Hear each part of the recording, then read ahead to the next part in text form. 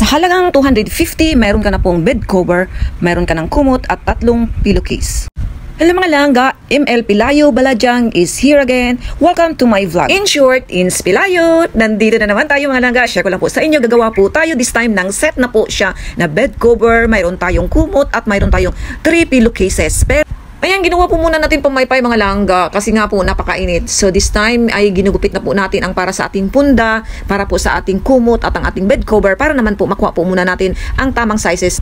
So ayan na, umpisahan na po natin ang pagtahi po ng ating punda at ito lang po yung pinakamadali po talaga tahiin mga langga at ang pinakatipid po na para po sa punda. Ayan, presenting you all, may natapos na po tayong isa at ganyan kalaki po ang ating unan mga langga. Oh, this is it. This is for you mga langga, dan tayo ng isa. So mayroon tayong nagupit na 3, means to say, so on and so forth, ganun lang ang pagtahi. So now, dito na naman tayo sa bed cover natin, ang kumot mga langga, ganun lang, tahian lang natin sa gilid, simple lang talaga ang paggawa. Capturing and every side sa ating pagtatahi, sa ating corner, sa bawat tahi natin. And presenting you all, this is it, para po ito sa room ng aking kambal.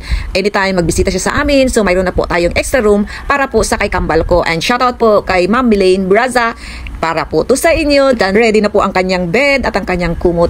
Kaya pictorial po muna tayo mga langga. Ayan, mayroon tayong 3 pillowcases na tapos na may kumot, may bed cover. Ayan, o 1, 2 at 3. And plus may kumot tayo. Thank you so much for watching. Pakiclick na lang po ang share para may idea po tayo kung saan po tayong nakakatipid. Thank you so much for watching.